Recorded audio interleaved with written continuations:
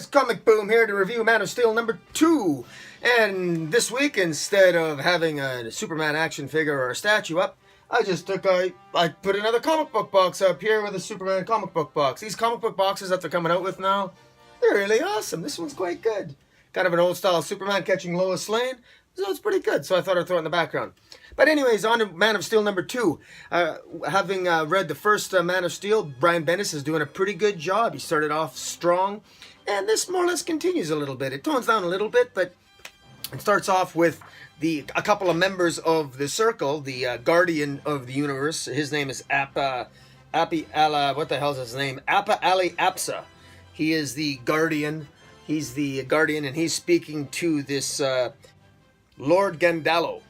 And this Lord Gandallo is apparently he's one of the members of the Galactic Circle, and he controls about 42 star sectors. And they're talking about Rogol Zaar because Rogol Zaar, they said Rogol Zaar they believe to be responsible for the destruction of Krypton, and that's very unlikely. I don't think Rogol Zaar is, but they believe that Rogol Zaar was responsible for the destruction of Krypton. And this Lord Gandallo was expressing his concern to the Guardian. Again, what a stupid name! Come on, Bendis, you're better than this. Really, Appa Ali Apsa? Come on, what a stupid name, Appi Ali Apsa. I'm just gonna call him asshole. So yeah, Lord Gandallo is talking to asshole, and Lord Gandallo says to the asshole, "Look, we got Rogol Zaar. We told Rogol Zaar not to do anything to Krypton, and he destroyed it. We got to do something about him." And Appa Ali Apsa, I won't call him asshole anymore, Appa Ali Apsa basically says, well, are you sure you want to do that? He probably died with Krypton. When Krypton exploded, he was probably there. Just let it go. After all, if he is still alive, do you really want to piss off Rogol Zaar? I mean, he's a planetary destroyer. If he can destroy Krypton, he can destroy your 42 star sectors. So maybe we should just leave things well enough alone.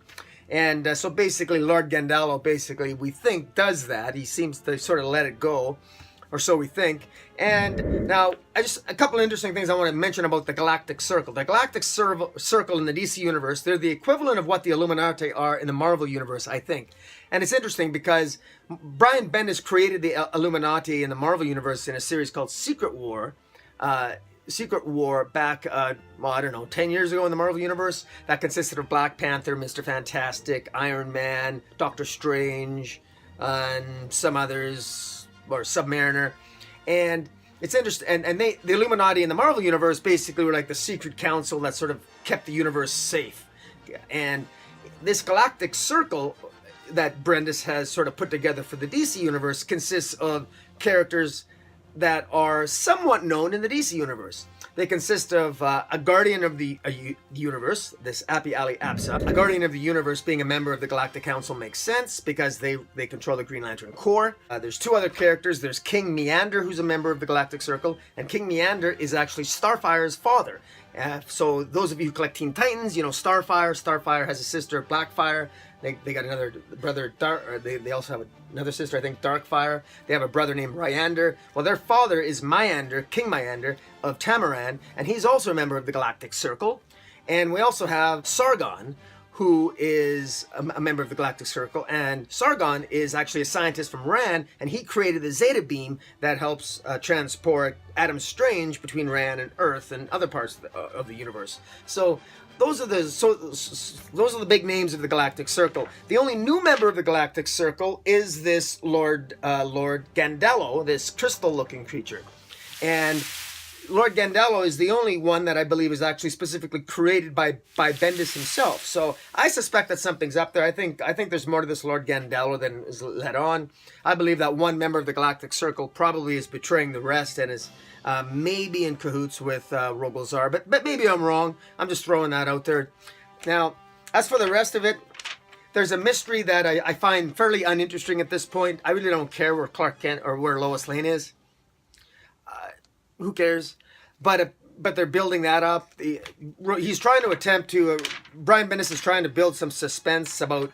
He's trying to establish a story about the fake news and truth, and Perry White's all upset because the paper's losing money and they can't seem to get a good story, and Lois Lane apparently isn't really working for the Planet anymore, and he promises any one of his reporters to give them Lois Lane's office if they come to him with a good story, a quality story like Lois Lane used to do. Meanwhile, Clark Kent is doing his best to pursue the arson story. There's a run in here with Toyman and Green Lantern, fairly uneventful, not bad, and it basically it ends again on the same sort of cliffhanger that ended last issue with Clark Kent, Superman, going home, and him and Lois and their son Jonathan sort of being scooped up, and it's it's somewhat confusing. I think the art here is not bad. I like Steve Rude's art in here. It's not bad, but it's not quite appropriate for the style. I'm sorry. I love Steve Rude's cover for Action Comics 1000. But it's not appropriate for this type of issue, to be honest with you. His Rogol Zar looks like a bad rendition of Lobo, so that could be better. I'm not really a big fan of Steve Rude's art in here, and also there's a sequence here that I think is just terrible, where they're scooped up. A great sequence here by Jason Fabok, where Superman, Lois, and Jonathan are all scooped up in a bundle of light, and then I think by some sort of beam or whatever, it's very unclear. It's again, this is the fault of the art. I'm not sure if the beam is coming from the moon, if it's going to the moon, and then there's two beams. One beam goes to the moon, and we don't know where the other beam is going. So it seems a little bit confusing. I don't know. Maybe it's intended to be that way.